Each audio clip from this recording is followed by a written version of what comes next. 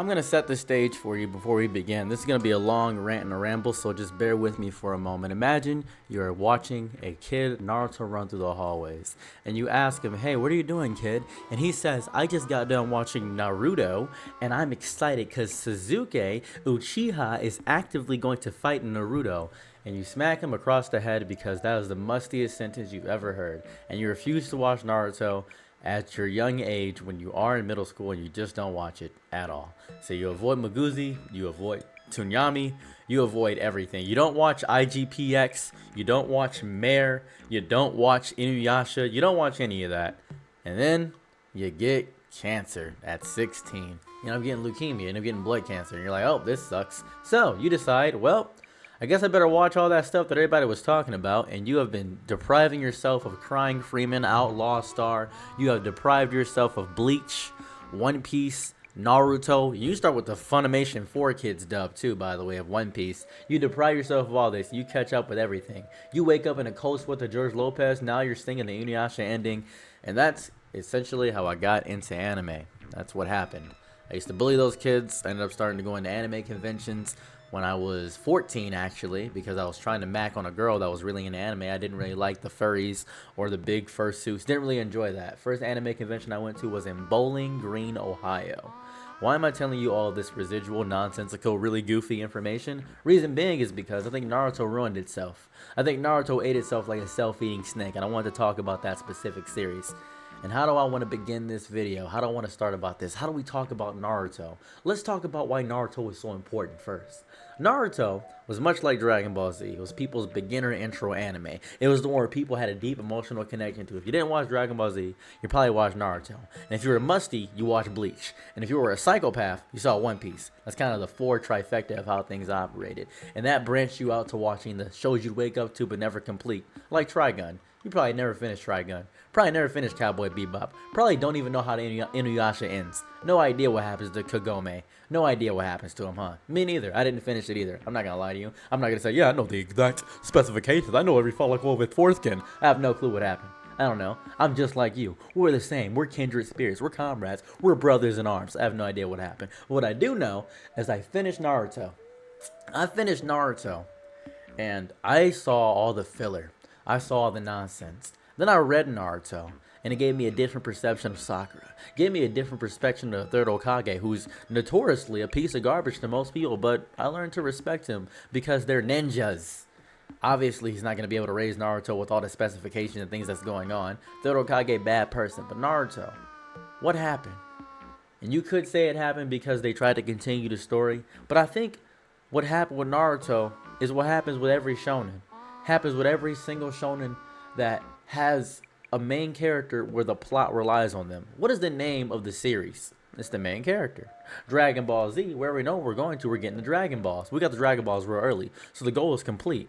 Bleach, I have no idea what that means. I have no idea what that means. Who knows? It's just nonsense gobbledygook. The author doesn't even know why he calls it Bleach. He probably answered it in a questionnaire one time, but I don't care to look that up because I'm not that kind of person.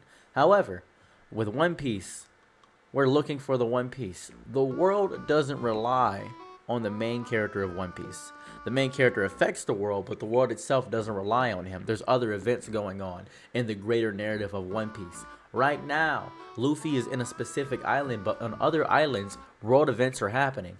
The plot doesn't rely on him. If Luffy takes a break, the world still goes on. Nothing stops the world from progressing. That is how a narrative, that is how world building works. That doesn't happen with Naruto.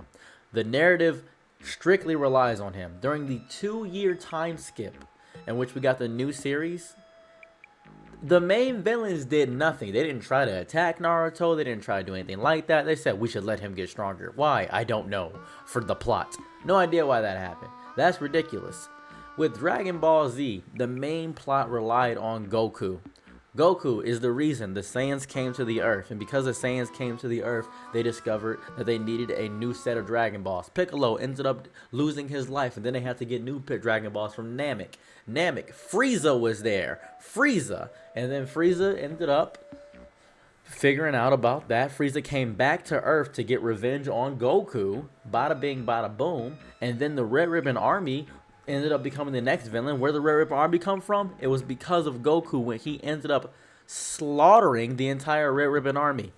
Every single plot beat in Dragon Ball Z is because of the main character. Naruto, that happened. We got shafted in every capacity. Why? Let's talk about the entire bulk of the Konoha 11. You're probably wondering, what happened to them? How many fights did they have? Neji, 3 fights maybe. He fought against Naruto. He fought against Miles Morales, the Black Spider dude. And then after he fought against the Black Spider dude, that was pretty much it. That was the entirety of what happened. And I said to myself, well, is he going to do something else? No, I think he fought against a clone once. He didn't do anything in the 2-year time skip, despite having a new design. That was one character. Hinata, 2 fights maybe. I think maybe. I'm being generous. 2 fights. I think she fought against her cousin, the person we just talked about, Neji. And then after that, if I'm correct, this is all off memory, by the way. I'm just ranting. After that, well, oh my goodness, I believe, yeah, she just did nothing. She fought against Pain, and that's it. Yeah, until the war arc, and then nothing else happened. Who else was there? Choji, he turned to a butterfly, and that's about it. Didn't really do much besides turn to a butterfly, and then fought against one member of the main villain group, the Akatsuki, and then nothing else happened. Shikamaru was a legend. He actually did something. But his last relevant fight was defeating his sensei, which was horrible. I did not like that at all. Horrible thing for the plot relevance. Ino was worthless. She did absolutely nothing. Shino should have been the best character in the entire series. He had the ability to control bugs. In a ninja world, bugs are so small, you wouldn't even be able to know. They're under your feet. There are trillions of ants. Ants outnumber us 1,000,000,000. Well, he should have had the ability to use a mosquito to go in somebody's eye socket and then come out their urethra. He should be having the abilities of God incarnate within his soul, but he didn't. That didn't happen. That didn't happen with him. What happened? Nothing. I think Shino had 1 fight, maybe 1 fight. He should be having bug summonings. He should be going crazy. Now, this is a very specific pull. There's a character in a cooking manga called Toriko. There's a character in Toriko called Tommy Rod. Tommy Rod had the ability to summon bugs. He got shafted and put in the background too. I think that the important aspects of shows is how they treat their secondary cast, how they treat characters like Hiba, who had 2 fights in the series, how they treat Rock Lee. Everybody always talks about Rock Lee. Everybody talks about Rock Lee. They say, he's the strongest character. He's so good. Rock Lee had 3 fights. Rock Lee had 3. I want to really emphasize this for a moment. 3 or 4 fights he had. I'm not going to count when he first met Sasuke and he first met Naruto. I'm not going to count that. I'm not going to count that fight he had in the Forest of Death. I'm not going to count that. What I am going to count is his major fight against Gaara. When he fought the Sand Lizard Boy, when he fought Sand No Eyebrows, when he fought Toph but a boy, when he fought that person, guess what happened? He lost. But everybody was so impressed by his performance. They were like, oh my goodness, he's amazing. He's the greatest thing to ever exist. Wrong again. He lost. What happened to his next fight? He lost that one too. Against bone cancer? He lost to bone cancer. What are the odds? He lost to bone cancer. Rock Lee has 0 victories. Actively, 0 real victories. He has some scuffles that he's won, but any serious fight, he doesn't have any real victories. Now, why is this important? Why am I bringing this up? Why is this so relevant to me? Because the way they treated the main side cast was very disrespectful. Naruto beat Neji in 1 punch. 1 punch he beat him in. After Naruto lost all of his chakra. That's important to me. That's deeply important. Why is that important? Because the show doesn't care about its main side cast. They were there to boost up the main cast. They were there to make the main cast look better. I knew the series was probably going downhill when Kakashi, we know Kakashi, firstly stuck his butt up a little child. He stuck his fingers up the little dude's butt. That was crazy. That was nuts. That was psychotic. Outside of that, I knew the series was going to be a little bit of a downhill pour when Kakashi stated, I can only use this jutsu 2 times a day. When he said he could only use the lightning blade 2 times a day, that means he had low chakra reserves. And he had over 1,000 jutsu that he could use. That's ridiculous. That's absurd. I feel like he should be able to use it 30 times a day. He's one of the strongest ninja in the world. Isn't he a S-class threat? Is that not him? That's ridiculous. I've seen people with disgustingly big chakra reserves. I guess that's power creep and power scaling. The power scaling was not established correctly. It was disgusting. And a lot of people keep telling me, well, He can write a story though. The story's good. That's also incorrect. I want to point something out very deeply about that I've discovered. I don't know if you guys remember, there was a series that the author of Naruto made. It was a side series and it got canceled in less than 50 chapters. It was called Samurai 8, I believe.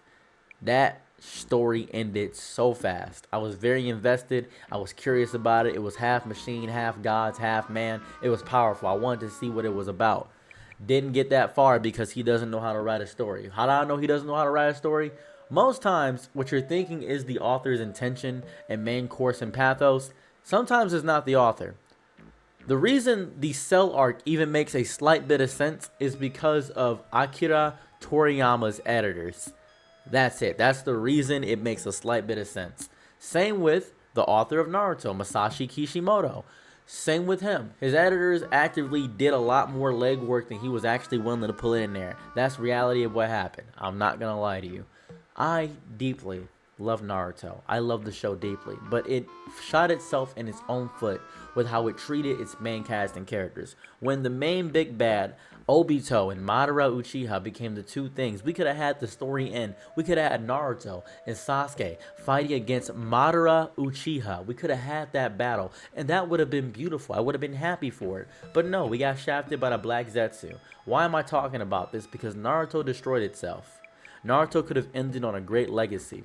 Naruto could have had a great ending, and it would have been a beautiful crescendo to all the people that relied on the story and had a wonderful time with it. I am upset because Naruto doesn't care about me, and it never will, and it never has, and it disgusts me. I don't grasp it, and I hate it. I just wanted to rant about Naruto, and I'm not reading a new series, and I refuse to. Those are my thoughts about it. Bye.